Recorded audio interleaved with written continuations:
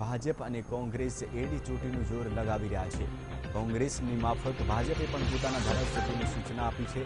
સૂત્રો દ્વારા મળતી માહિતી મુજબ ભાજપે પોતાના ધારાસભ્યોને કોઈની સાથે મુલાકાત નહીં કરવા માટે સૂચના આપી છે તથા ભાજપના કોઈ પણ ધારાસભ્ય પોતાના ઘરે જઈ નહીં શકે। ગાંધીનગરમાં જ આજનો દિવસ રોકાવું પડશે। મતદાન ન થાય ત્યાં સુધી ભાજપના ધારાસભ્યોને ગાંધીનગરમાં જ રોકાણ કરવાની સૂચના આપવામાં આવી છે। પાટીદાર ધારાસભ્યોને ક્રોસ વોટિંગને લઈને ભાજપને ડર લાગ્યો હોય તેવું હાલ તો દેખાઈ રહ્યું છે।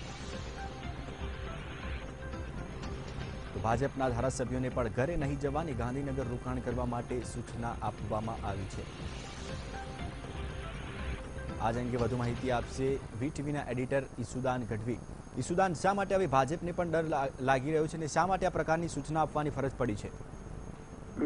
જે રીતે કસોકટી અત્યારે વર્તા રહી છે રાજ્યસભાની ચૂંટણીને લઈને અહેમદ પટેલે પણ એડી ચોટીનો જોર લગાડ્યું છે અને એના અનુસંધાને અમિત શાહે આજે તમામ ધારાસભ્યો સાથે મિટિંગ કરી હતી, મિટિંગ યોજી હતી અને મિટિંગમાં કેટલાક જે પાટીદાર ધારાસભ્યો સહિતના પણ કેટલાક ધારાસભ્યો છે કે જે નારાજ છે, બે જૂથ પડી ગયા હતા, એક આનંદીબેનનો અને એક અમિત શાહનો, એ રીતનો જે જૂથ હતો એ જૂથવાદમાં પણ કેટલાક ધારાસભ્યો એવા હતા કે જે ક્યાંક ને ક્યાંક સંપર્કમાં પણ અન્યત્ર હતા એવી એક શંકા ગઈ હતી બીજેપીને। જે રીતે સૂત્રો તરફથી માહિતી મળી છે તે પ્રમાણે આ તમામ ધારાસભ્યોમાંથી મોટાભાગનાને એવું કહી દેવામાં આવ્યું છે કે તમારે ત્યાં સુધી વોટ ન પડે ત્યાં સુધી ગાંધીનગરમાં રોકાણ કરવાનું છે। એટલે કે એક પ્રકારે ભાજપ છે એ તમામ ધારાસભ્યો પર નજર રાખી રહ્યું છે। એટલું જ નહીં, એમના ફોન કોલ્સ છે એ સાથે જ એમના સગા સંબંધીઓ અને મિત્રો કોણ મળવા આવે છે એ તમામ બાબતો ઉપર પણ ભાજપ પણ રાખી રહ્યું છે નજર। કારણ કે અહેમદ પટેલે પણ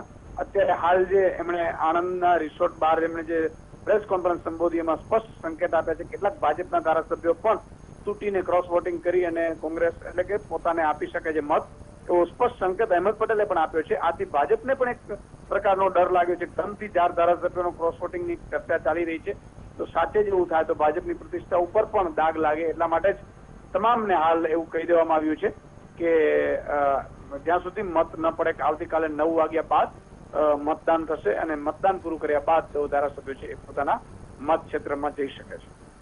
બિલકુલ ઈસુદાન, માહિતી આપવા બદલ આપનો ખૂબ ખૂબ આભાર।